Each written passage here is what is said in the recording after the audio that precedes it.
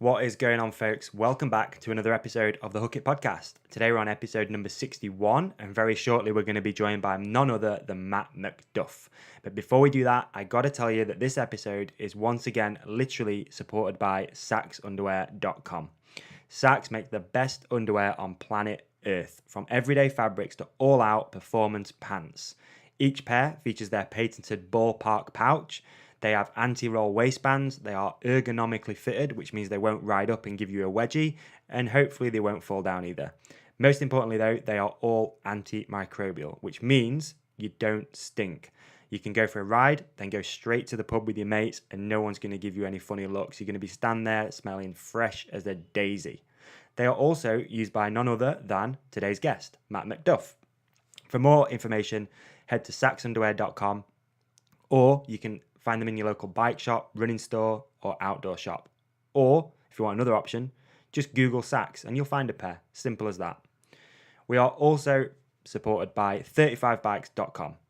35 Bikes are dedicated to giving you the best bike components for the best prices. And they have a brand new mudguard range made right here in sunny Sheffield. Head to 35bikes.com, enter the promo code podcast, and you'll get 20% off your entire order and also take advantage of free shipping. That's the business out of the way. Let's get to the party and hand over to Odub and a little bit of main event. Welcome to the Hook It podcast, endorsed by @Odub_23. Add me, tag me. Follow me. Please follow me.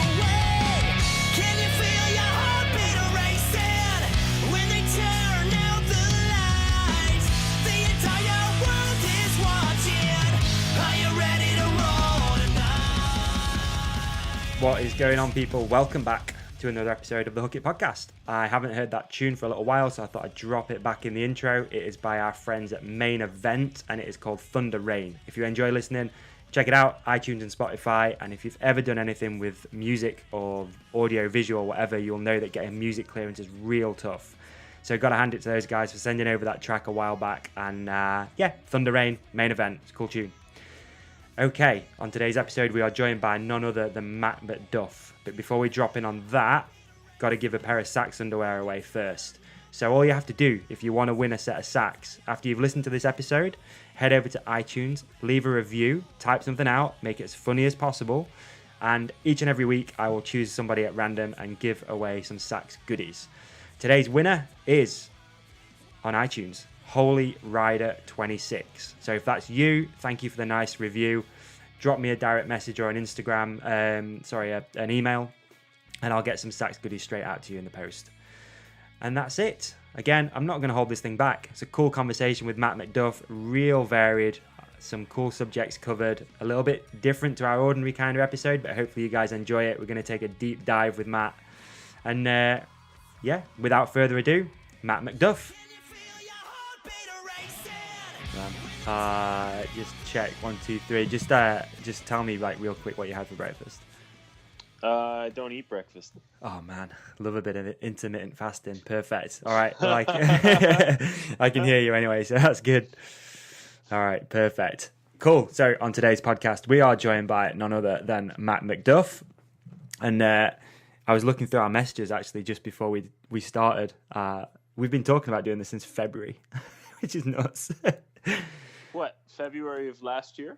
Or this year? This year? Yeah, this year. Oh, man, time flies. Time does fly. Yeah, I know. You had me thinking then, because I was like, actually, maybe it is last year. No, I'm pretty sure it was this year. That's awesome. Yeah, time does fly, though, doesn't it? I can't believe we're almost at the end of the year, mate, already. Like, it's been a wild ride this year. Been like it's almost February again. Yeah, it is. Yeah, just hanging off the back of it all year by the skin of my teeth. But thank you, man. Again, really appreciate you taking the time out to do this. I know you're about to head off on some travels and stuff. But yeah, good of you to take the time out and jump on the podcast for a conversation. Easy, man. I enjoy listening to your podcast. It's awesome. That's cool. Really appreciate that. It still freaks me out though when people say they listen. Like, it's starting to happen quite a lot more these days when people are, oh yeah, I listen to a podcast, and I'm like, oh shit, I forget people listen to this thing. Yeah, podcast is huge, man. Everyone's tuning in these days. Yeah, I think people so. love stories.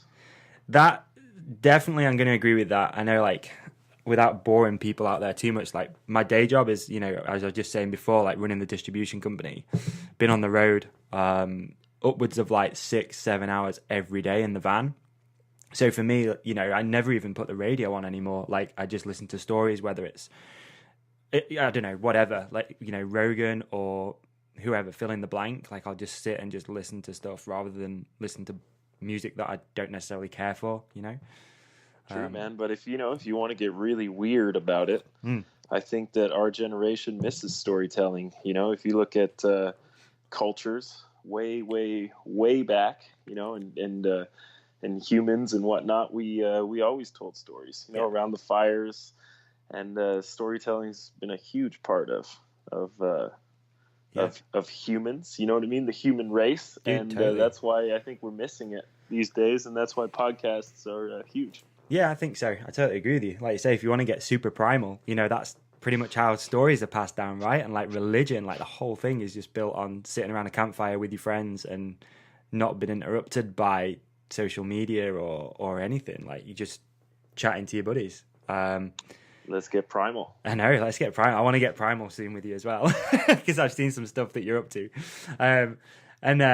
Yeah, it's cool, man. Like I say, I enjoy talking to people. It's pretty much a selfish podcast in a way. Like, I know a fair few people listen these days, but for me, I just enjoy sitting and chatting to people that I kind of want to chat to, and it's doing all right. So everyone's winning, really. Awesome. Is this your first podcast you've done? No, I've done a couple. Have you? All right. Yeah, I did, but I haven't done one in about a year. Okay. And the last one I did was Drinking Bros podcast for Black Rifle Coffee. Oh, no way. That podcast is actually pretty big. So that was awesome. Yeah, I'm a big fan of The Fighter and the Kid podcast. Nice. So that's Brendan Schaub, and he has his own roast with Black Rifle. What's the guy's name who runs that? I forgot. What's his name? Is it Steve Jess or something like that? Well, my friend is Jared. Okay. And JT, and he heads up a lot of the media operations there and stuff, and he's one of the owners. And I forget the other guys' names, but they're awesome guys, man, and they got a really good thing going on. It's all awesome. Veterans as well. Is that right? Oh yeah, dude. Yeah. They're killing it. So not your first podcast. So I've taken a lot of podcast virginities on this thing, but you're not the one. Someone else grabbed it before me. Awesome. I've actually been trying to work on my own podcast as well. Yes. Like, kind of on the side, yes. And it was my podcast is, well, it was going to be about personal injury and how people in their darkest moments of personal injury seem to rebuild themselves and build new habits that lead to incredible successes later in life. That is awesome. Like people who get really hurt and then later on they achieve tremendous things, and I believe it's because of the habits and the routines that they develop in those extremely dark moments. That makes total sense. Yeah. Like, and I think as well, one thing like the last guest I had on was Ollie Wilkins, and I don't know if you know Ollie, but Ollie's yes, I do. A pretty good talker. He's funny, he's charismatic, like the whole thing. Like, he ticks all the boxes for being a good podcast host. And I'm pushing him so hard. I'm like, come on, man, like, you need to start your own podcast. And for me, like, if you look at, like you said before, the way podcasts are going, I always look at the UFC as a good sort of like example that all the athletes now are starting to have their own outlets and their own podcasts.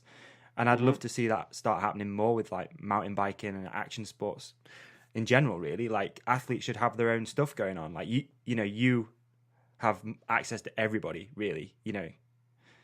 Do you know what I mean? It's Like crazy. Yeah, it's crazy the world we live in right now. Anyone can reach anyone. Yeah, true. And everyone's got their own Fox News, you know? Yeah, we are just like channel. Newspapers in our pockets, really. We can broadcast to the world, right? Yeah, it's kind of crazy. It is. When you think about it. It is. So how far along are you with your podcast project? Yeah, so I started it, and the way I looked at it was like it would be my gift to the world, you know, because when I was extremely injured and I thought that I had no hope, I felt pretty down, you know, and it was pretty dark for a while. And I thought, you know, I was listening to a lot of podcasts and I was watching a lot of sports documentaries to find similar stories, you know, so I could find some hope in my situation. And I realized that there wasn't a lot of material out there that went as deep as I wanted to go. And I thought that, you know, it would be an incredible asset to anyone who's going through some shit. Yeah. To just listen to these incredible people's stories of when they were going through shit and how it led them to their bigger successes later in life. So those people who are, you know, going through tremendous personal injury and not seeing the light, you know, they can understand if they just hold on a little longer and put in the work that they can achieve greatness too. Yeah. Amazing. That sounds like a cool project. For sure. Sure. Yeah. And I interviewed like 3 people and, I just find it so hard to get the time to do it, man. It's tough to make the time to do this stuff. Yeah, I agree with you for sure with that. And like, I always think, I'd like to be doing more, but man, it's tough. It's something that I've been thinking about a lot recently, is like assigning more time to do this thing, because it is just a side project. Like I just said to you before we started recording, you know, I'm not out here hustling trying to make like bank out of it. It's just, I enjoy talking to people. And like you said, if you can get like, inspire somebody, like that was the original reason for starting the podcast, is like to tell cool stories and have cool guests, and hopefully someone like picks something up from it.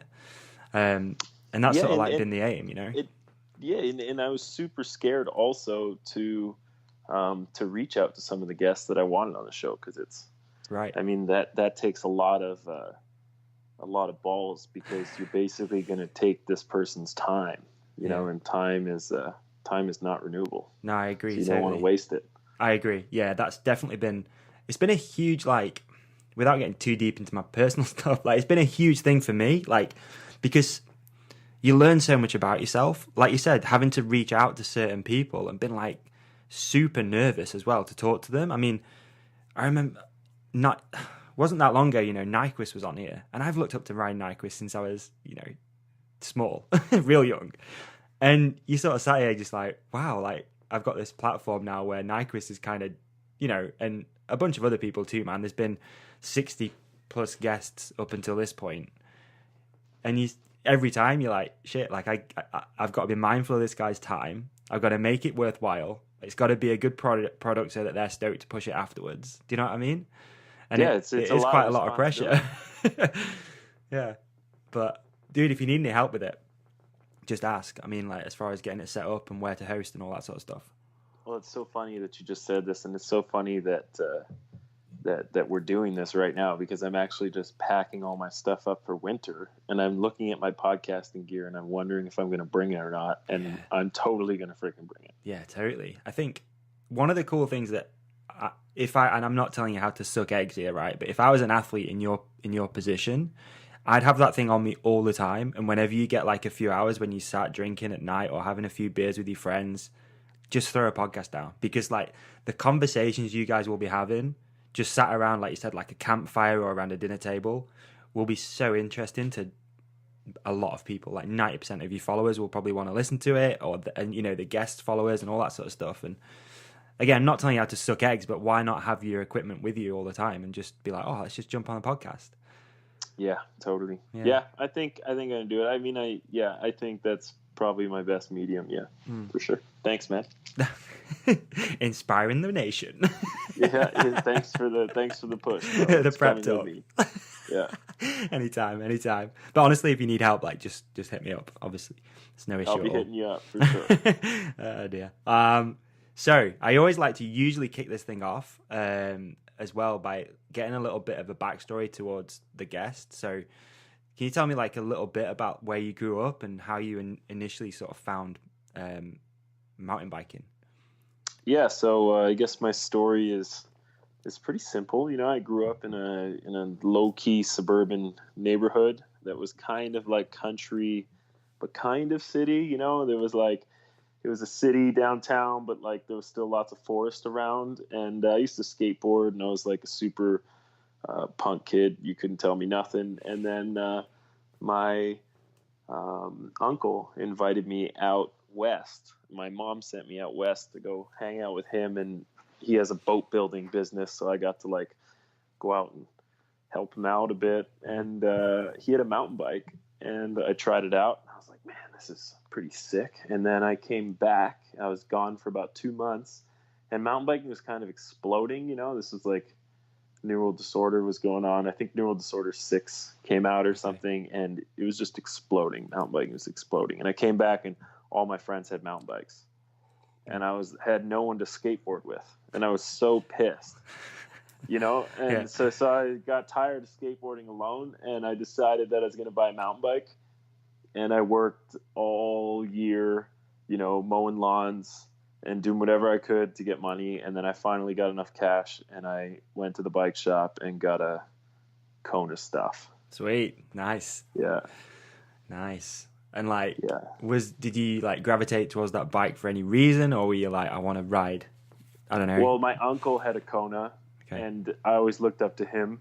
So I just thought like Kona was the shit. And it was so funny because I didn't really have access to the internet so much, and I didn't really know what was going on in mountain biking. And my friend gave me these like Crank 5 CD, right? You know, yeah. But that was pretty old at the time. But I thought mountain biking was Crank 5, you know.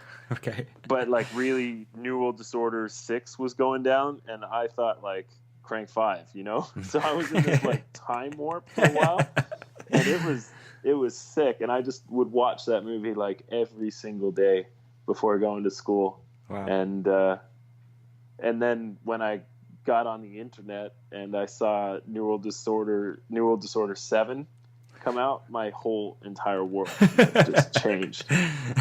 And I thought mountain biking was the coolest sport on the planet. Amazing. And like, who were you looking up to at that sort of time then? Do you remember? Oh, the Claw, Darren Bear Claw. Oh, yeah? All the way. Like this song I'll never, you know, the yeah. And then he does the first 360 drop. Like that segment was massive, man. And I used to watch it every single day. Oh man, I'm gonna have to go back and watch that. It's been a long time since I've seen that thing now too. Dude, long time, because it's old, man. Like Crank 5 is a lot older than Neural Disorder 7. Yeah, it is. Yeah, for sure.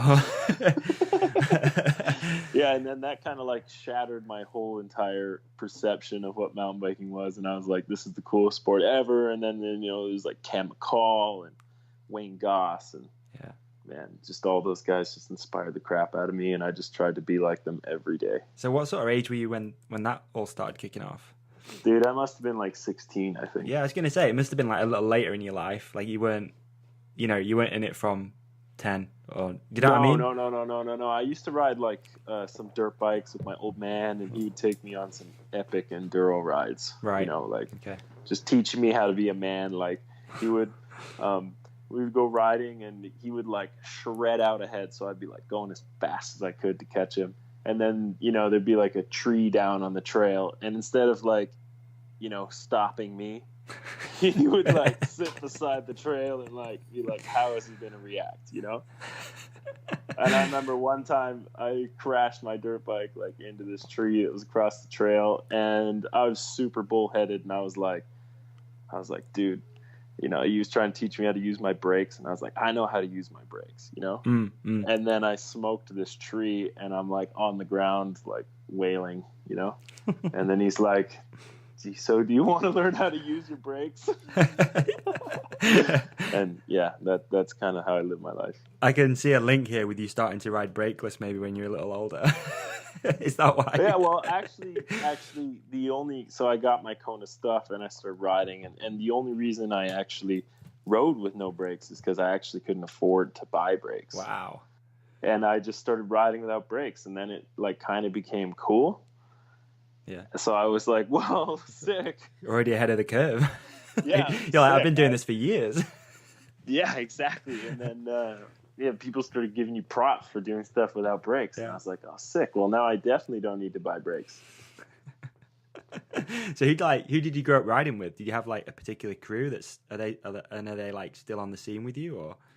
Yeah, well, I'm actually so lucky because, where I grew up around Joyride and stuff, I grew up riding with Mike Gray, who's now pro BMXer, rides for Haro. Oh, really? Right. We used to ride it every single day, man. And he was riding mountain bikes at the time. Right. And we ride every single day. And then, of course, Brett Reeder, who I live with now.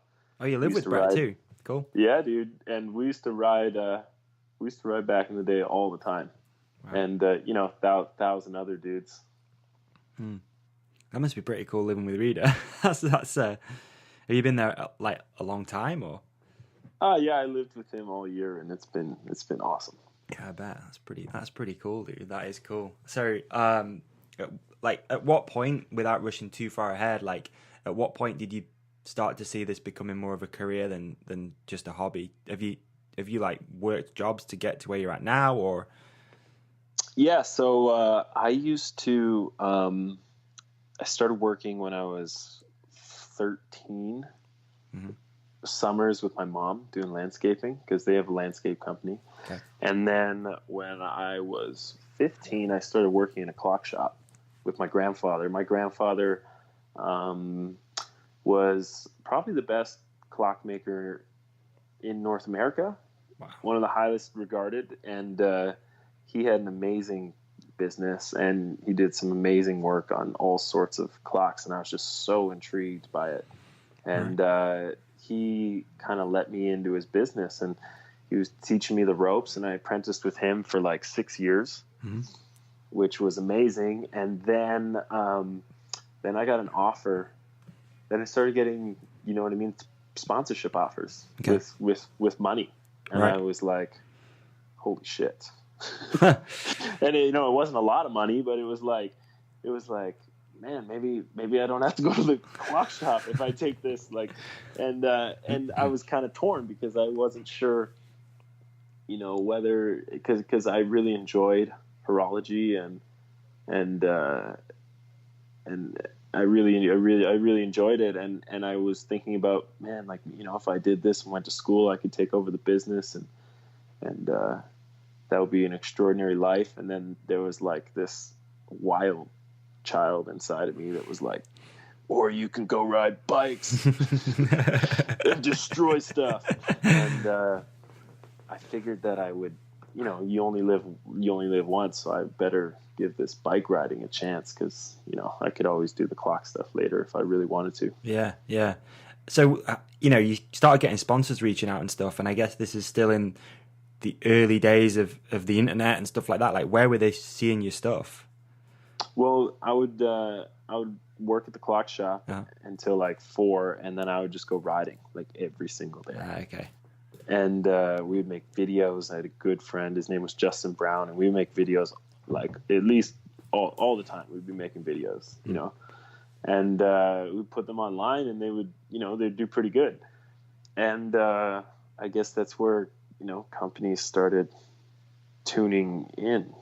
Kind of like I guess it was kind of like YouTube at the time. Like everyone puts uploads now, and like we were doing like solid videos once a month and developing a pretty solid following. That's cool. Right. And was there like a moment when you fully like quit at the clock shop and you were like, right, full-time mountain biker? Yeah, I was 21. Right. And how old are you now? I'm 27 now. Okay, so pro for 6 years. 6 years, living the dream. Yeah, in some ways, definitely. Yeah, man. As long as you got a goal and you're taking steps towards it, you're living your dream. Yeah, I agree totally with that. That's a good point. So is the clock shop still running? Like, what's happening with that? Well, unfortunately, my grandfather developed Alzheimer's. Oh man. And was forced to sell and shut down the business. But it's pretty cool though that you learnt a good skill like with your granddad if you did like your internship and everything too. So. Oh man, it was incredible. I mean, like he was such an awesome, crazy guy, and it was so fun just hanging out with your grandpa. Like they say that character traits skip generations, so you're most likely to be like your grandparents. Yeah. And a lot of people don't get that much time to hang out with their grandparents. I was just going to say that too. Yeah. And I think as you grow older, you realize that more, that you're like, oh, I wish I had more time to like just hang out with my granddad and ask him stuff. Yeah, man. You know? Yeah, because they disappear, they disappear quick. And, me, I think I'm the luckiest guy ever to hang out with such an awesome guy and learn so much about his business and, the way he ran his life. Mm. And your parents then, like, what was their take on turning pro mountain biker? Have we not told them yet? You know what? Yeah, they still don't know. No. They were stoked. I mean, my mom and my stepdad were super stoked. My old man, he didn't quite get it. He was going to be like, you're going to break all your bones and you're going to be digging ditches and stuff. And I laughed super hard because I dig ditches all the time. I was going to say, he was pretty right. Like, he nailed it. I was just like, damn, he was right. Yeah. And, but yeah, my parents, like I'm super fortunate, man. They know, like I got so many skills, like I can do anything I want in this life, or at least I feel like that. And they know that, so they're not worried. They know if something was to happen, my sponsors are going to all drop me and stuff. I could easily make a living doing something else, Yeah. It's more or less like making sure you leave, you exit being a professional athlete, in one functioning piece, not in a wheelchair or in a casket. Yeah. Yeah. I wanted to ask you as well, like, what are some of the biggest changes you've seen from when you turned pro to where we're at now with the bike industry? Oh, dude, with the bike industry? Yeah. Man, it's a big question. I think the biggest change that I have seen is guys wanting to be rock stars. Okay. And now everyone wants to be athletes. Oh, right. Okay. So you saw that switch from, just Huge partying it up and then now training hard for, stuff that people didn't used to train for. Massive switch. Yeah. Like you've noticed it too, right? Yeah. For sure. Oh, for sure. I can't be the only guy, but like when I started riding, like it was all about being a rock star. Yeah. And now it's all about being an athlete. Yeah. You know what? I think that both everyone's still missing the point, Okay. In what way? Because, when people wanted to be rock stars, you're not a rock star. You are, it's kind of an equation. Action sports is about, expression, personal expression and personal achievement, and the rock stars were getting it wrong. And now athletes, we're getting it wrong. We're going too hard. Okay.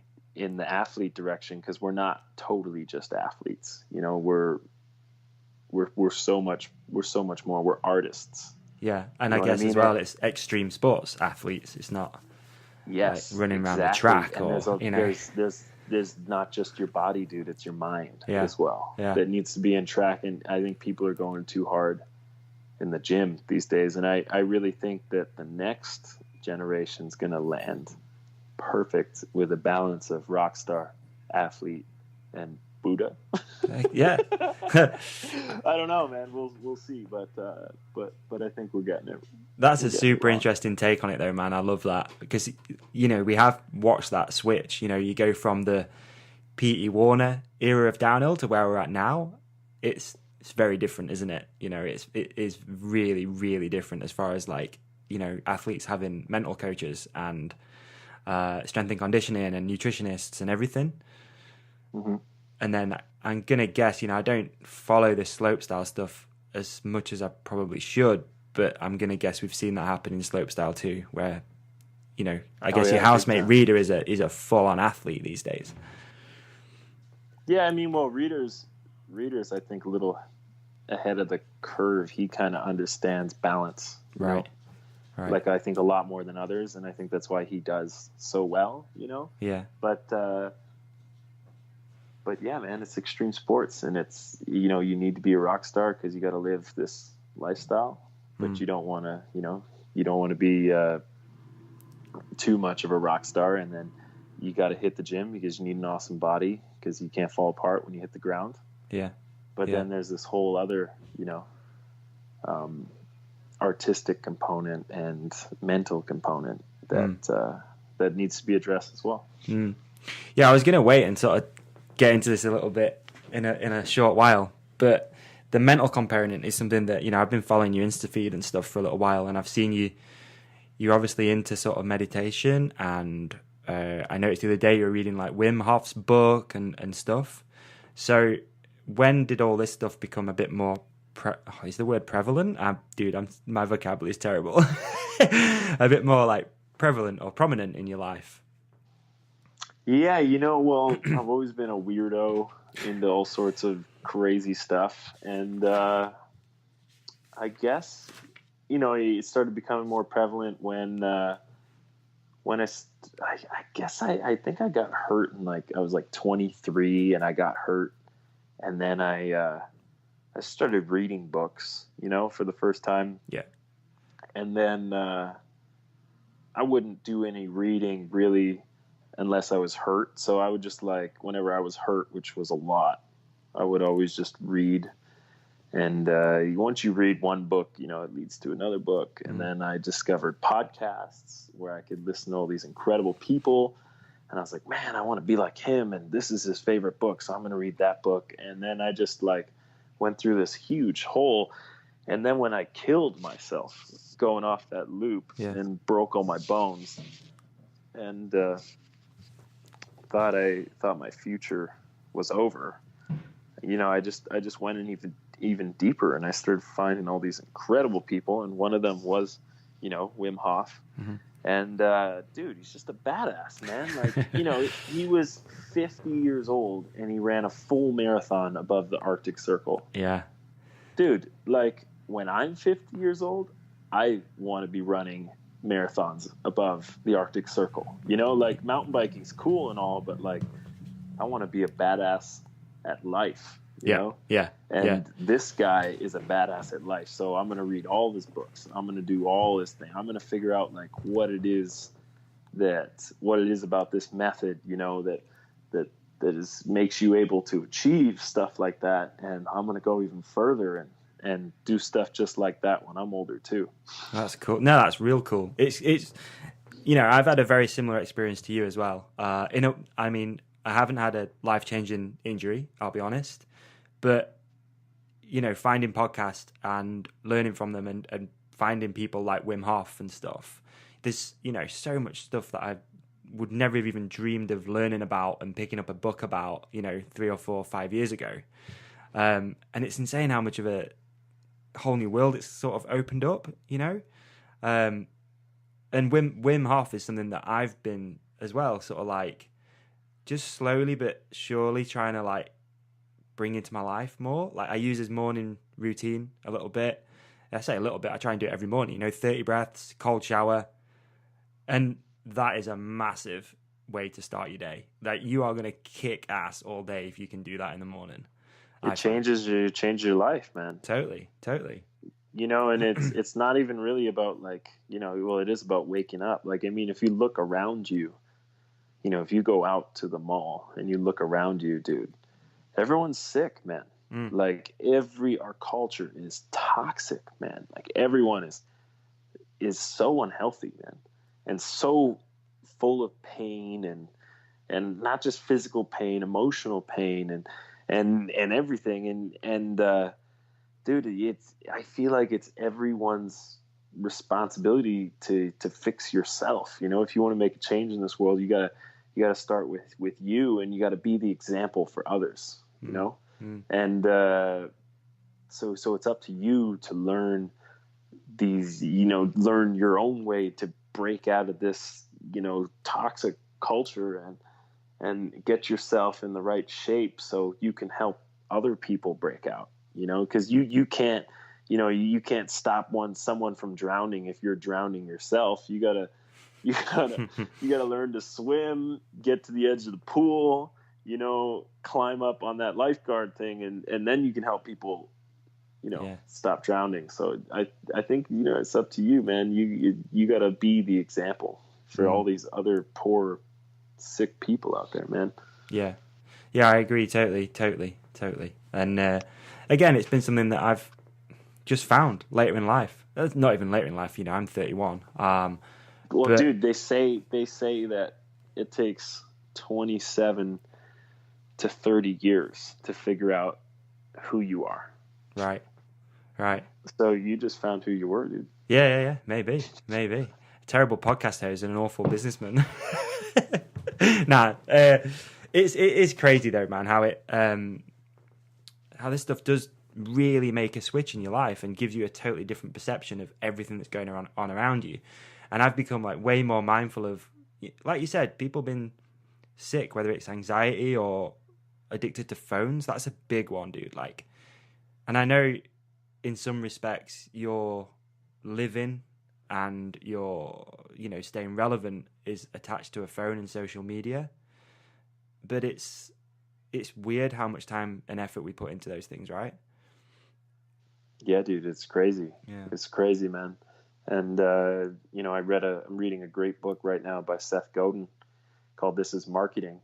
And it totally addresses the social media marketing age that we're in. Okay. And totally takes it apart and dissects it and shows how unsustainable it is and all the problems it's leading to. And yeah, it's a battle for sure. I don't know if you got screen time on your phone. No, I've got a few little tricks with my phone that I really like. I always have it in black and white. Nice. That makes a big difference. I enjoy that because I feel you do get addicted. It's more to the lights and the endorphins and stuff that they release. So black and white's a big tip, but no, I haven't got screen time on my phone. It's a cool app. It just shows you like where you spend all your time. But I think people just forget that, why did we invent the cell phone?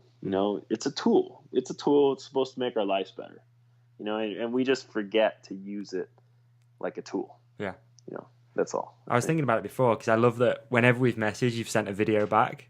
And I don't know if you think about it like that, but like that's just getting away from just staring at it and just clicking buttons and just like not really having any, even like a video message is totally different, right? Like it gives you a bit more of a connection. And does that make sense? Totally, man. Totally. Video is, that's why YouTube is so massive. Yeah. It's the strongest form of connection, I think, that you can do, really. Yeah, like I say, I enjoyed when you send those back. I'm like, that's a good idea. Like, why don't I just do that? It's way easier just to click that button and just send a video and be like, yeah, dude, no worries, like catch you then, rather than just sitting and typing it out because we're so disconnected from each other. Even though we don't know each other that well, like we're even more disconnected by doing that. Totally, man. And it's just, it's fear. It's like, oh man, am I going to sound like an idiot? Are they going to see where I live? Are they going to see that my hair is not perfect all the time? Yeah. Or, you know what I mean? Yeah. Like, it's strange shit.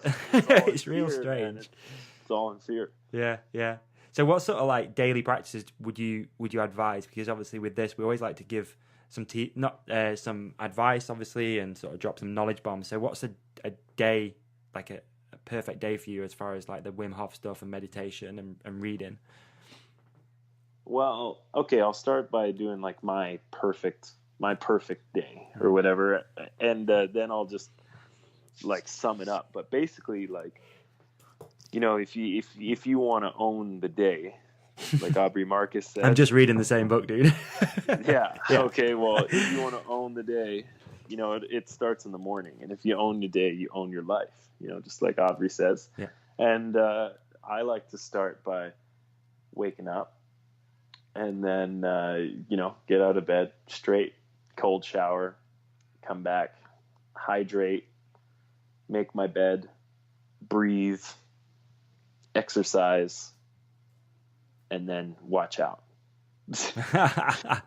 Watch out. And then it's on. I'll usually bust the laptop open and get after some emails or some business for like an hour. Try to keep it under an hour, and then, you know, get out there and ride my bike. And then I try and push breakfast as far as possible, but usually around 12 to 3, I'm usually having my first meal. Okay. And I got a greens drink that I always drink before, that just makes sure you get all those macronutrients. Nice. And then I usually, you know, start the day with some oatmeal. Right. Okay. Diet wise, do you follow anything like particular, or are you? I just try and keep out of the non-inflammatories, you know, just try to eat stuff that doesn't inflame my body, since I've had so many broken bones. Inflammation's a big deal for me, you know? Yeah. And I recently learned, which is super cool, that pain is all about your pH level of your body. So if your body's acidic, you will more likely to suffer from pain. Is that right? Wow. Yes. So I think our body's pH has got to be 7.4. So if you're below 7.4, or if you're just suffering from pain, it's mostly because your body is acidic. So, you know, you got to stay alkaline, as they call it. And if you can do that, you can do that by breathing and diet. Right. So, because that's, again, some of the Wim Hof stuff, right? Is getting your body alkaline through breathing techniques. Totally, dude. And you can do the same thing through food. And there's a lot of people preaching that stuff. So I just, I just keep myself alkaline. And I've noticed a huge difference. You know, doctors told me, you know, back when I got took out of the hospital, my last appointment, which was 9 months after my crash, you know, the doctor was like, this is what you got, you know, this is going to be you forever. So you just learn how to deal with it, basically. And I was, you know, coming from a lot of pain in my wrist and my ankle, and I learned this alkaline stuff, and man, I don't have any pain anymore. Wow.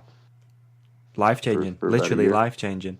Totally, man. Yeah. Totally. And it's crazy, you know, super, super crazy. But I would say, like, you know, back to your question, you know, if I could recommend anything, it would just be like, wake up, get yourself cold, breathe, hydrate, exercise, and then eat, and you will feel like a champion. Yeah. Yeah. I can vouch for that as well, because I've been doing it for a little while now, and it's amazing how it can change your day. And I think a lot of people do wake up and they go, yeah, they do. Yeah, your life is more important. I mean, a lot of people do wake up, they grab a coffee, some sugary snack, some, you know, sugary cereal or something, and head out the door and then just crash for the rest of the day almost, or at least the next few hours. Yeah, and you know how bad that is after reading Aubrey's book, man. Yeah. You know, you cannot drink coffee first. You got to hydrate first. Yeah. Yeah. Important stuff. It's cool. Well, it's interesting though to speak to people that are trying this stuff, because again, I've got a lot of friends and whatnot that, you know, still just laugh at you like, oh, shut up, just have a bacon sandwich and I have a coffee and go to work. And it's like, maybe try this instead. It is a lot better for you, and you will feel 10 times better throughout the day. Yeah, it's going to be tough to get into it, especially that cold shower, dude. Like, you know, we live in the UK, man, and it's cold here right now. It's even colder in the morning.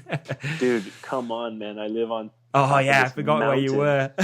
Dude, and this cold mountain water shower every morning is like freaking... Okay, you win. It's the worst. It's like so bad some mornings, but, you know, it helps you develop that mental toughness. It does. It does indeed, yeah. And anything else after that feels like a breeze.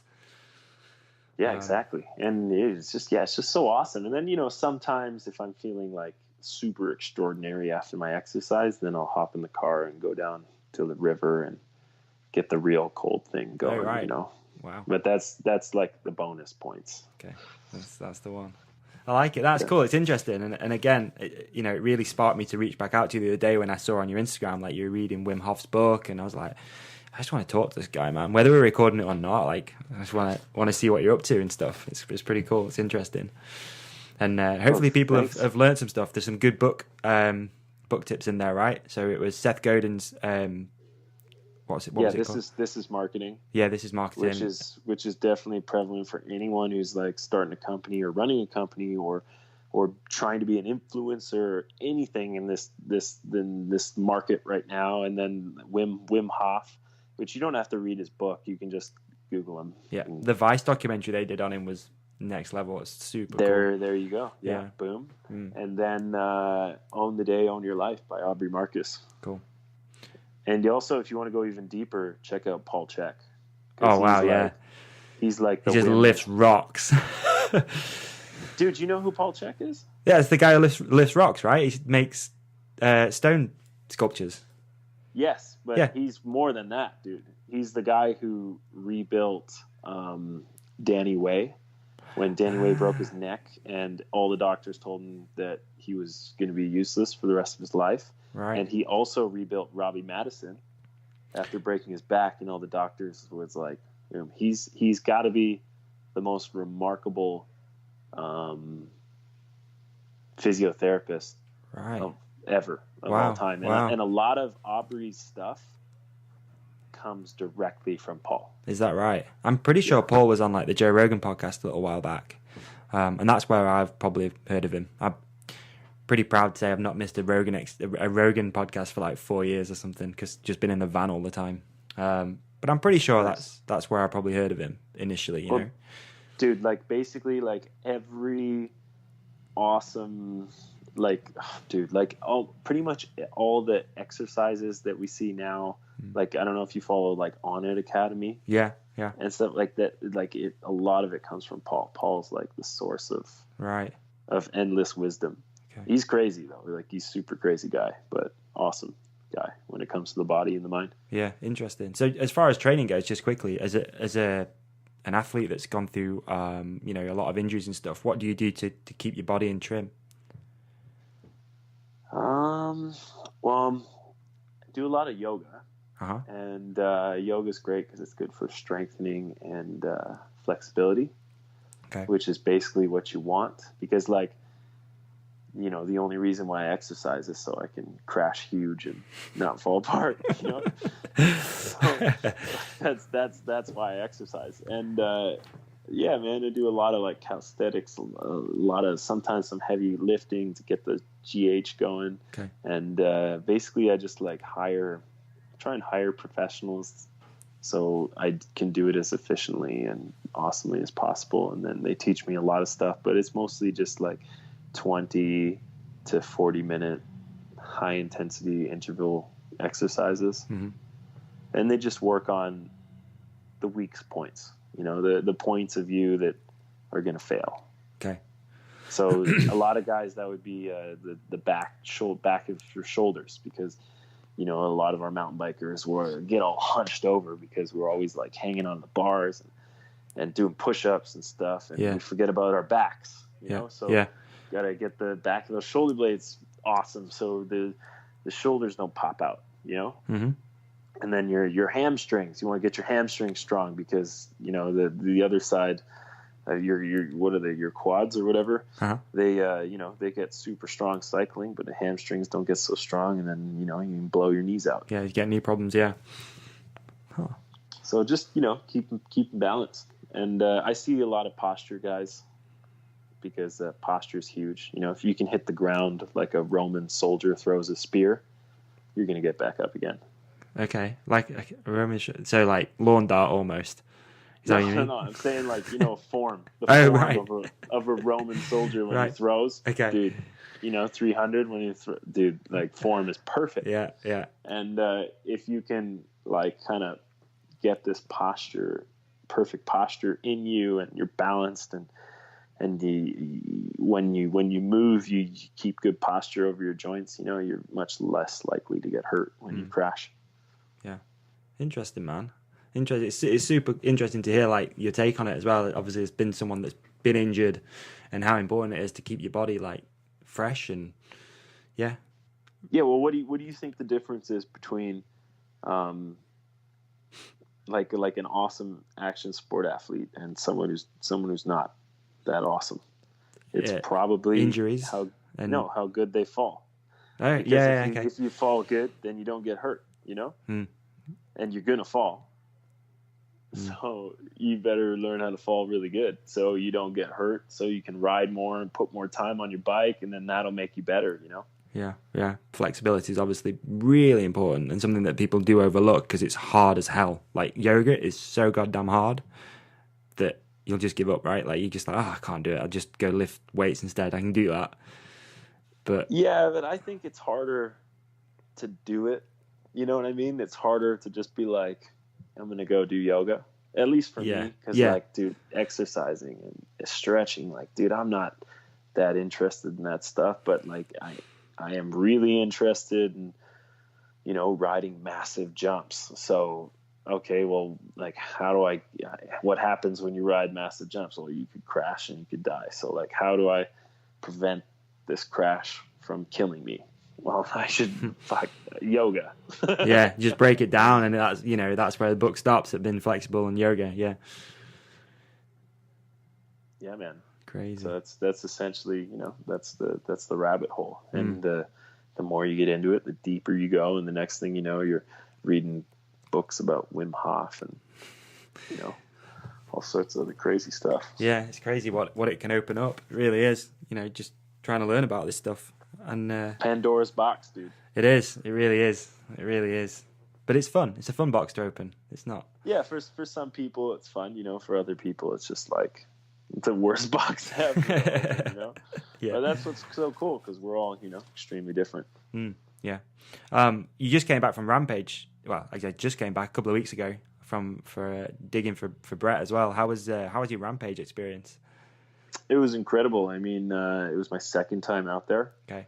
Who did you dig for the first time? I dug for Reed Boggs. Okay. Who, you know, awesome guy. Reed's awesome. And, you know, the first time I was like, you know, that's kind of it for me. I don't think I'm ever going to go back to Rampage. That was a lot of work. It's an incredible show. It's probably the best show you could ever watch, I think, in real life. Like these days, it's probably the most dangerous, most incredible thing you could ever watch. And I wasn't really planning on going back this year. And then Brad asked me to go back, and I was like, oh, I fucking love this guy, and I want to support him in everything he does. So I decided, you know, I better go and dig for him and make sure that he's not going to die out there. Yeah. And, man, he chose this insane line. And it was in such a gnarly part of the mountain that, like, no one else really went there. Yeah, you know? No one rode that double bounce. It was just Brett, wasn't it? Yeah, and I think no one went there just because it was going to be such a heinous build. And we just freaking worked our butts off, man. We picked rock for 3 days straight. Jeez. And we were sweating it because we had so much work to do, and we were just stuck picking rock. And then we finally got through the rock, and then we just powered through the rest of the line and somehow got it done in time. You know, he didn't even ride his line top to bottom. Really? Until the contest. Oh, yeah. Right. He just did a full run for the contest. Shit. And that is nuts, man. That is gnarly. It was cool because the last episode I did was with Ollie Wilkins, who was out digging for Brendan. And that was good because we literally just sat and chatted about it for, you know, we don't need to go that deep, but like an hour and a half of just talking about Rampage and just how, because I wanted to sort of understand how it all works, really, you know, how you go about getting out there and how you find your line and all that sort of stuff. It was super interesting. But it was that line something that Brett initially picked out, or did you all have a bit of a sort of, I don't know, what's the word? Involvement in where he went? No, dude. The way I like to approach those situations is, you know, I don't talk. I don't influence his decisions unless he asks, you know. So he goes where he wants to go. He does what he wants to do. And if he asks, I will tell him my opinion. Okay. You know, because I don't want to influence him into any sort of gnarly situations, you know. And, you know, he's good. He'll always ask about things, and, you know, we just talk honestly, and conversations full of love. Yeah. And it worked perfect. Yeah, it did. It did. Kind of, you know, it's tough sometimes to keep things realistic out there, right? And efficient, and it's tough because we're used to building with machines, with teams, you know, with large teams, and and it's tough when you're out there with no machines. Like every shovel counts, because you're on the clock. Yeah, you're gonna see you have a deadline too. Yeah, so it's it's good. We just all try to keep like a big perspective of the big picture and keep all of us working just as efficiently as possible, so we can get things done as fast as possible and as awesome as possible. Well, he killed it, that's for sure. So props, dude. Dude, he did kill it. That was insane. I was so proud of him. Still am. Yeah, that was insane. Such a cool run. But yeah, the whole Rampage thing's just mind blowing in general. The fact that people are out there for 10 days digging and again, you've put all that work in for him to ride down it once, pretty much. Well, it's an extraordinary event. It's mind blowing. Where do you think Rampage is going? Oh man, I think it's going up, man. People love to watch it. I heard that it's the most watched event that Red Bull puts on. Is that right? Wow. Yes, and people love to see that stuff, and it's extremely entertaining, and it's very, very mountain biking. Yeah.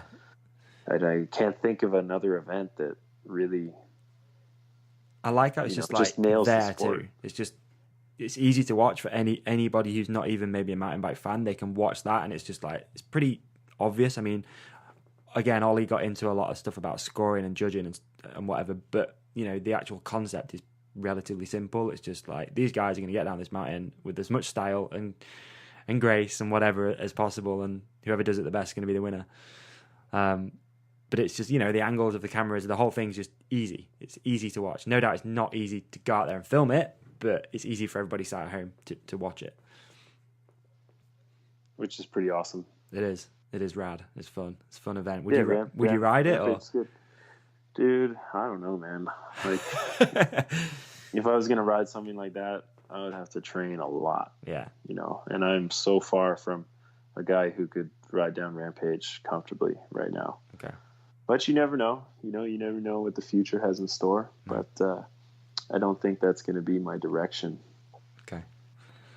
Speaking of now. At this moment, I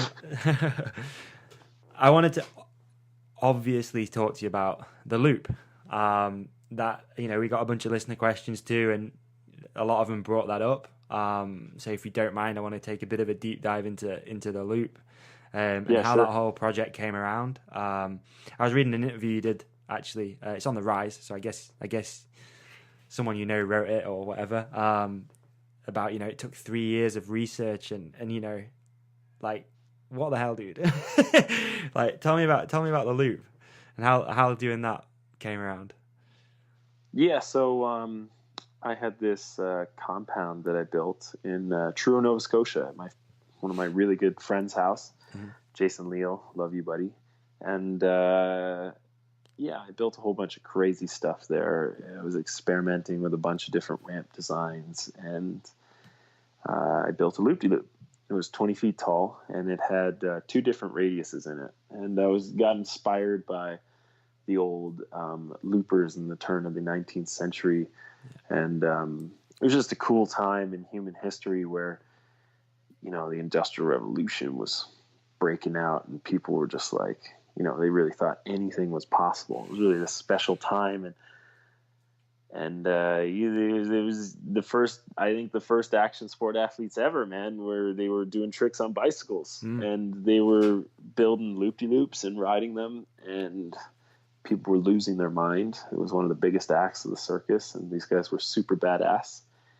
And it just inspired the crap out of me, so I, built my own loop, and then people would come to the compound, and they would look at everything that was there, and all they would want to see me do is hit the loop, Right. And they were just like, hit the loop. And I'm like, really? You sure you don't want to watch me ride this big corkscrew or this giant jump or this other thing that I invented? And they were just like, no, I like the loop, and a loop was easy. So I was like, hell yeah, I'll hit the loop for you 1,000 times. I was just going to say, how confident were you? Because the one you built at your compound, is 20 foot? Yeah, and I must have hit that 1,000 times. I actually hit it naked once. which obviously means it's easier. If you can do it naked, like. yeah, exactly. And it was good times, man. And it was super. I just had so much fun riding it, and people loved it. And I was like, damn, well, this is definitely something really special, because I got all this other crazy stuff here and no one seems to care about it, but this loop, there's got to be something special about it. So I had this 5-step plan where I was going to make mountain biking the sickest sport the world had ever seen. And the 40-foot loop was going to be the start. And so I just went about designing and building and talking about my friends and what it would take, and I would pitch it to people for years and they would just be like, you're crazy. And then I kind of got this opportunity and I found someone crazy enough that would let me build it on their land, and they were going to help me out with a whole bunch of materials, and it's going to significantly lower my costs to where I could, potentially make this work. And I pitched it to my sponsors, and they thought it was pretty crazy and they weren't really having it. And really? Then, right. Wow. You get some kickback from sponsors because they were like, nah.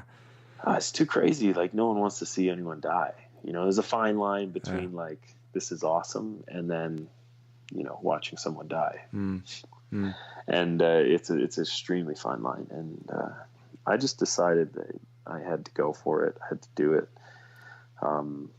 You only have one chance at life, and I was going to live it to my fullest. And I had this dream and I could see it in my head and I knew how it was going to go. So I just did a Kickstarter, man. Oh, yeah. You did a Kickstarter. Wow. Yeah. And I was just like, I wanted to prove to my sponsors how many people wanted to see this happen. And a lot of people wanted to see it happen. I went to them and I was like, look at all these people that want to see this stuff happen. It's got to happen. Did you hit the target too and everything? Yeah, and then I just raised a bunch of money. It wasn't enough money, but I had some money too, and I dropped all my cash on this giant loop-de-loop, and then then smashed myself. It was crazy. Yeah, I mean, you pretty much just summed it up. But I mean, so you went out to that's we jumped right there. Yeah, we jumped a few steps there. But I mean, you went out to South Africa because that's where the dude was based. I guess who wanted to help out. Yes, and he was the craziest guy in the world. Like, we met him, and me and Ren got through him through this awesome guy named Ryan, who heads up Monster Energy in South Africa. And he was like, there's this guy that wants to, build some crazy stuff for you guys to ride on his farm and his bike park. And we're like, ha, yeah, cool. Like, we sent him some dimensions that were massive, and he built the stuff to the dimensions. And he was like, and afterwards he was telling us that it was too small. And we're like, what are you talking about? This is the biggest stuff that's like ever been built. And he was like, no, it could be bigger and better. And he just wanted the baddest stuff in the world. And I was like, dude, I am your guy. I am the guy who has the baddest stuff in designs. And if you want this place to be extremely remarkable and remembered forever, I'm going to be that guy for you, Yeah. And that's what we went for, man. Wow. Yeah. So what do? You just grab some friends from here and head out, or do you have a crew over there ready to ditch in and help you? Well, I was so lucky. Like, over my years in like Nova Scotia, I just developed some amazing friendships with like the most remarkable dudes. Yeah. Who just respected what I was doing and wanted to be a part of it. My best friend Lewis, who's a filmmaker, and then my other friend Julian, who's an incredible photographer, and then my best friend Marshall, who's one of the most remarkable ramp builders in Canada, and then my other good friend Nick, and that was it. That was the team. Those were the guys that were going to help me. Okay. And then there was another guy called Gunter who designed and built the Pure Darkness Roland.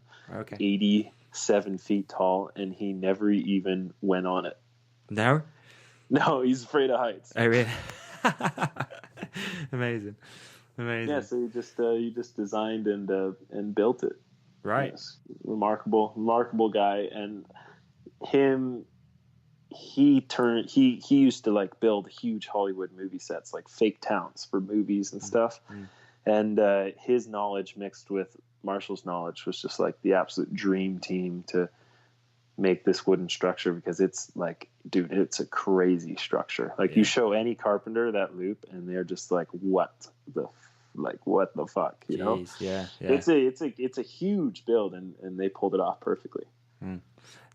From what I understand, again from the interview, there's a few little minor hiccups as far as time and massive massive. hiccups, You overrun a little bit, right?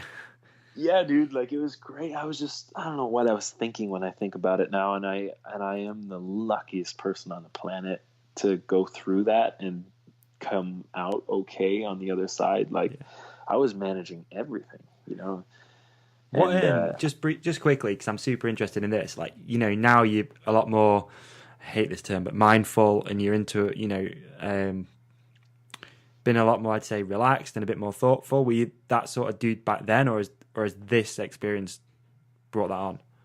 No, that experience brought it on. Like when you almost die. Yeah, so you're in a totally different headspace at this point. You just dude, I am a whole new person. Wow. I actually don't even celebrate my birthday anymore on the day I was born. I celebrate it on the day I crashed the loop, because I was for real reborn. Yeah, 100%. Wow. That's interesting. That is really interesting. Have you heard, actually, just really quickly, have you heard Aubrey Marcus's story about that? When he basically doesn't celebrate, what is it? He just changed his name like one day. Like, nah, I'm done with this life. I'm going to start fresh. I'm going to have a new name. No, I didn't know. Yeah. So Aubrey isn't his real name. I can't remember what it is. It might be like Paul. It's something quite generic. What? Yeah, so he just switched his name because he was like living a life he wasn't enjoying. He's like, right, I'm starting on it, and I'm going to have a whole new name. And Aubrey Marcus was born, and then from then he just like moved on with his life forwards. Just like, a new name. True story. Well, I didn't go as far as a name, but no. I definitely changed my birthday. Wow, that's maybe cool, one day man. I'll change my name. I don't know, but that's remarkable, man. I love that guy, I want to be a lot like Aubrey, so that's good. It's cool that we're talking about that though, because again, it's been that the whole book actually has been a bit of a revelation in some ways, because I've not read the whole thing, but I'm like, and part of what I was reading about recently was, you know, the section about having a purpose, like, and it got me really thinking about this whole thing and your job and everything. It's like, right, why did we start this? Why did we start this business? You know, why did I start the podcast? Like, why am I doing all this stuff? And it's cool sometimes, as you probably know, to take a step back and be like, right, what am I doing? What is the goal? Like, where are we headed? Because you can get so wrapped up in day-to-day stuff, and then those day-to-days become weeks, and then it's months, and then all of a sudden you go, well, how the hell did I end up here? This wasn't what I wanted. You know, I wanted to be over this way doing this and having, you know, trying to set up a totally separate life, not a separate, like different life to what I have now.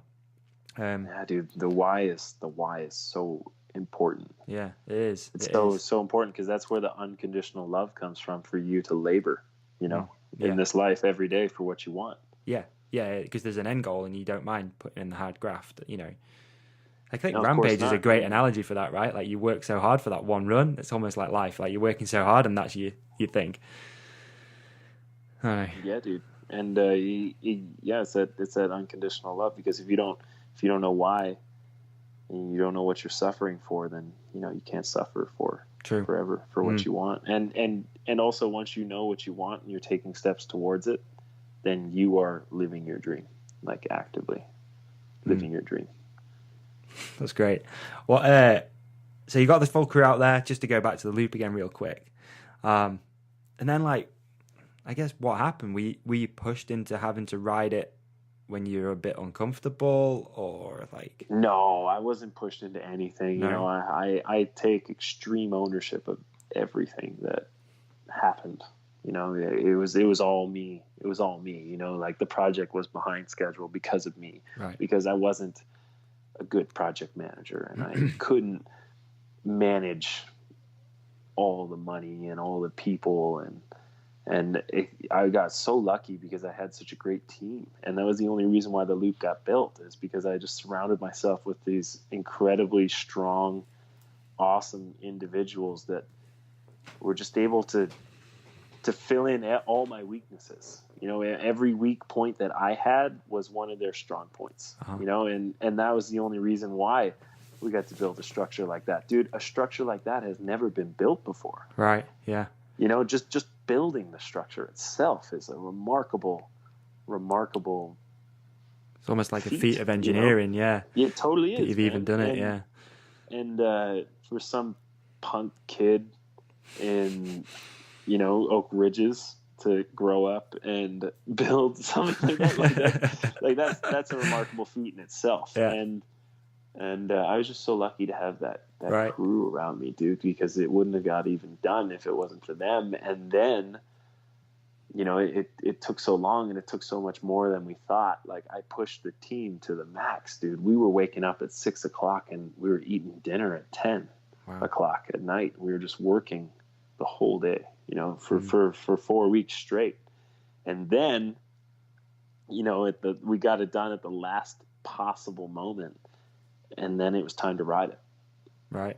And I never even thought about this part, because in all my other builds, you know, I would build it and then my exceptional bike skills would just make up for the lack of practice, you know? Yeah. But here's a feat that's never been done before. And if you screw up, you die. You know, and here I was, you know, going into it with like no time on the bike, you know, exhausted from working physically and exhausted from mentally from making so many high stress decisions every day. And then here I was alone, the only rider, you know, against this tremendous feat that no human has ever accomplished before. You know, if I look at it now, my chance for success was, you know, if you did that, it wasn't great. Dude, it was the 300 against the Persian army, man. and I was like Leonidas, dude. I was gonna go around this loop no matter what. and you know, I'm still extremely proud of myself for the decisions and everything that I made in that moment. And you know, I remember it. I remember being at the top, and I remember seeing my life like a Y. You know, there was one road where I knew that, you know, if I didn't ride the loop, I knew how I'd feel.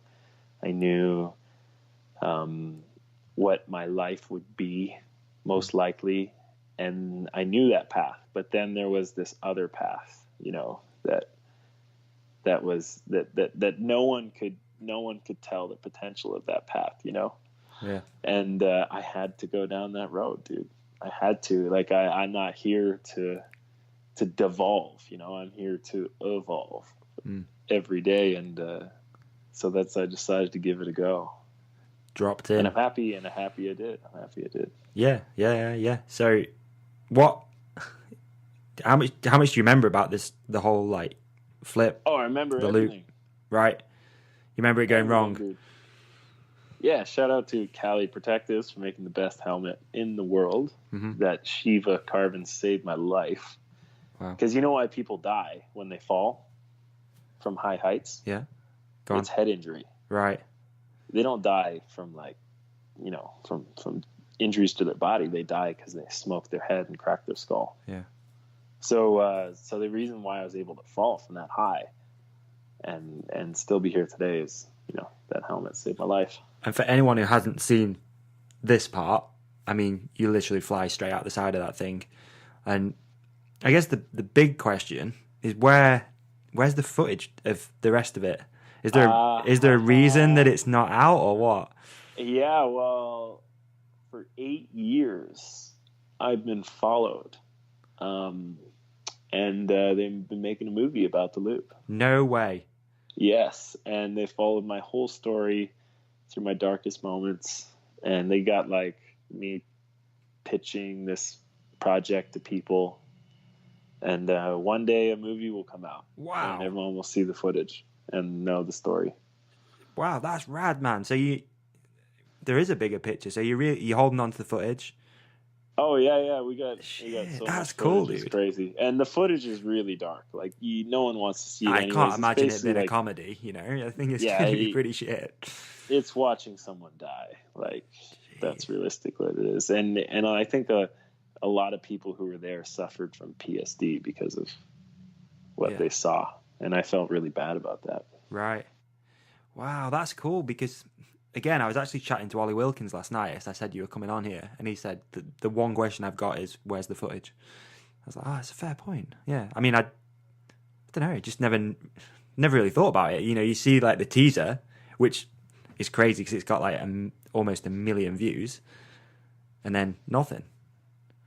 But that's cool, man, that there's like a bit of an end game with this. And is there no sort of, what's the word? No sort of plan of when you're going to wrap that up? Well, there is a plan. Oh. But, you know, there's two roads. It's either, you know, is Mac going to go out and live his life, you know, pain-free and comfortably and grow old, or is he going to throw the helmet back on and do the loop again? Wow. And live the rest of his life a champion, you know? You know what I like is so like, a lot of people. A lot of people look at their life as a book, right? And like if you're reading it chapter by chapter, whereas you have it almost playing out because you've got the footage. You can almost make your own ending of this. Yeah, you can, and that's dangerous. That's dangerous, you know. But it all depends. Like you know, it depends the direction of my life and the choice I make. You know, and after the loop, you know, I never thought I would ride my bike again. Yeah. And now I can ride my bike better than before. So now, you know, what am I going to decide to do? What's the next step in my journey? I got to decide that before we release the film for sure. Amazing. That's cool. Yeah. I wasn't expecting that answer. That's sort of blindsided me a little bit. I thought there might be some sort of unexpected. Yeah, there's some sort of reason for it, but I'd never thought of that. Like, it's crazy. I'm stoked. So what else is going on, dude? Like before we do a couple of listener questions, I know you're about to head out on some whirlwind trip into the desert, but you know, what's that? What's going on? Yeah, so now, you know, been helping Reader with his yard, and we packed up for winter. We got everything ready for the snow, so we can start as early as possible in the spring. And now it's winter time, so I basically trying to decide where I'm going to go, who I'm going to ride with, what I'm going to do. And it's looking pretty good, man. It's looking like some time at Joyride, some time in Spain, cool, some time in Africa, some time in Sweden, some time back in Spain, and then, you know, maybe some time in Vienna, and then back here. Right, and this is like riding trips more awesome. And filming and stuff. Yeah, dude, riding trips and filming. Awesome. I dedicated 5 months of next year to Brett's backyard. So wow, really? So now it's time to get the riding in, so you know, so I can come back and put the work in. Sick. That's cool. What I've noticed as well, you know, you've been pretty much a hardtail rider all your life, and you spend a little bit more time on a big bike as far as a trail bike goes. Is that accurate? Is that an accurate observation of mine, or? Oh yeah. Well, now I live where there's mountains, and I could actually use this stuff. Like before, I lived, you know, it was flat, and there was nothing to ride of that sort. So now I live, you know, in paradise, and Da Vinci sent me some bikes. Shout out to Da Vinci, and now I can ride and enjoy, you know, what the West Coast has to offer. Yeah. And Brett rides everything, so that pushes me to ride everything because I ride with him, you know. Yeah. It's awesome. So you're on Da Vinci right now, as well as you still got the Rise like frame and stuff. Oh yeah, of course. And we're pumping out frames like never before. Sick. It's awesome. And Da Vinci just sends me bikes. That's it. Okay, interesting. And there's no, you know, just like, hey, here's the bikes. Have fun. That's cool, man. That's good. Are you enjoying the big bikes? Oh, dude, I love it so much. Yeah. Man. I love it so much, and I'm actually hoping to go spend some time with Andreo and learn how to be more of a master on the big bike, man. Okay. All right. Because I love big jumps. Yeah. So like jumping, big jumps, and then the big bike. It's good times. It's like a new world. Yeah, Right. it is a whole new world. It's exciting, man. Yeah, It's so exciting. Awesome. I want to be cautious of your time, so you want to just fire through some listener questions? And Yeah, sure. And yeah, all right. So first listener question, it came in from. Sorry, I'm just finding them at JH Matlock on Instagram. It's a 3-part question. God, first part is how are you such a G? Go on. How are you such a G? Oh, well, I think your G-ness is subjective to others, and I don't know. I'm just I do my thing. I don't know, man. I don't even know what's a G, dude. I have no idea. We get some random listener questions. It's pretty cool. We got the funniest fan base ever. Yeah, dude. Just try to be me and express myself and be the best guy I can be. So. Okay. Dude, they already know how am I such a G. I told you guys already. Let me skip to the last part of this question. The double flip on the open loop. Did you shit your pants a bit? Oh my God. I didn't shit my pants, but it was really, really big deal for me because I wanted to do it 4 years earlier and I didn't do it because I broke down and I didn't want to break my back. I was at Stephen Murray's house and didn't want to break my back because I watched, Steve Murray broke his back and stuff. And I was like, man, I can't end up like this. And double backflips do that to people all the time. Oh, right. Was it? So, you literally saw that not play out, but you're, around it. Yeah, I was just like, man, I can't break my back. So yeah, it was a huge deal for me. And it was hard because like every single time you take that risk of breaking your back. So it was really hard and it took 11 tries, but got done. Sick. That builder section, man, is like epic, right? So good, that part. So good. Thanks, man. Next one came in from at Kyle Slocum. Ask Matt how he copes with his fears and how is he able to push them aside when going for it? Awesome. So good question.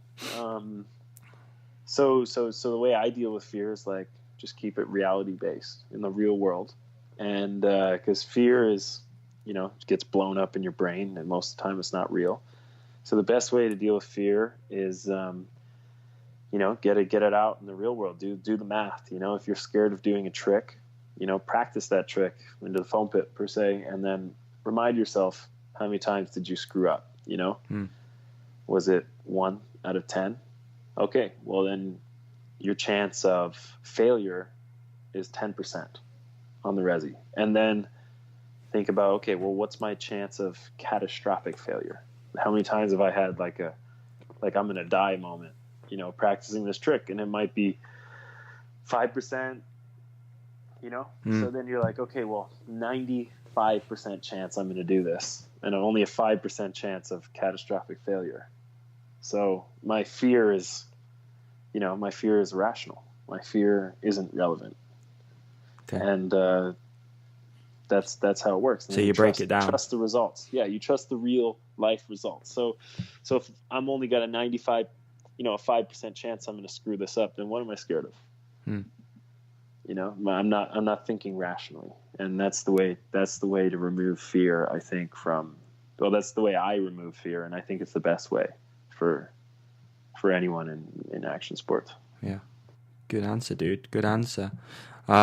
Next one was at John Hansen on Instagram. Tacos or burritos? Deep question there from John. Appreciate it, mate. If I'm making them at home, tacos. But if I'm out, burritos. Yeah. Yeah. Okay. And I'm going to screw this up. I'm so sorry. At Isa Kohult on Instagram. What direction do you think the MTB street scene is going at the moment? And will the rise ever bring back the old logo? Oh, damn. We'll never bring back the old logo. No? We love our new logo. And, it's kind of, I think MTB Street, we're going to see where it's going real soon. There's this crazy guy from Spain, and he's going to drop a new edit, and it's going to dawn the new age of mountain bike street. So I would be really excited if I was him, because, the new mountain bike street's going to be big. It's going to be technical, and it's going to be big and technical. A lot of opposite, a lot of regular. It's going to be big, and it's going to be technical, and hopefully it'll take it away from it'll separate it a little bit from BMX and be its own thing. Right. It's kind of what I always wanted. Yeah. You've been riding that stuff as well for a lot of years. Do you still ride street as well, or? Yeah, dude, like quite often actually, and it hurts my body so much. Those bouncy bikes are getting more comfy as you get older, right? Dude, they're so much more comfy, man. Like, it's riding my hardtail these days is so painful, but I just love it so much. I just keep doing it. I love it, man. I hope to be riding my hardtail a lot this winter, and even coming out with maybe a new street video. That'd be really sick. Sweet. Cool, man. All right. Well, it's been a blast to sit and finally chat. Really appreciate it, man. Like, anytime you want to jump on the podcast, then feel free to shoot me a message or whatever. But no doubt we're going to be keeping talking behind the scenes, and I can help you get this podcast set up. Hell yeah, man. Thank you. Pushing I you. appreciate it. There's a couple of people now I'm pushing. You, Ollie, Tippy. I'm on it. I'm pushing you guys. Awesome. Like, come on. Awesome. Get it sorted. For people listening, where can they find out more? Where can they follow you? Shout out your social stuff. Yeah, for sure. Check out therise.com, because Rise is the best. And you can follow me on Instagram. That's where I'm doing my thing most likely. Not really too into the other social platforms. And yeah, dude, just check out those books I was talking about, and read a lot, and work on yourself, man, because you can't save anyone else if you're drowning too. So don't drown. Get out of the water and be a boss. Awesome. Solid. Well, it's been an absolute pleasure, man. I really, really, really appreciate you taking the time out, and safe travels too. Cheers, man. All right. Easy. Okay. Wait there. Let me just stop the recording. And there we have it, folks. Episode 61 with Matt Macduff is in the bag. Let's do some shout outs real quick. First one, at I am Rob H on Instagram, who wants to give a shout out to himself because he's missing a family wedding this coming weekend and going to Fort William with his mates. At Dan Addis 94 wants to shout out the Trailhead and Sandy Plenty for running a rad bike shop. We have our yoga friend SB, who wants to promote an event she has coming up called the Gnarly Northern Retreat, and that's at Alton Forest Lodge, July 19th to 22nd. So when I say she's got it coming up, it's 8 months away. But anyway, that's a little promo. If you listen to this in July, get on it.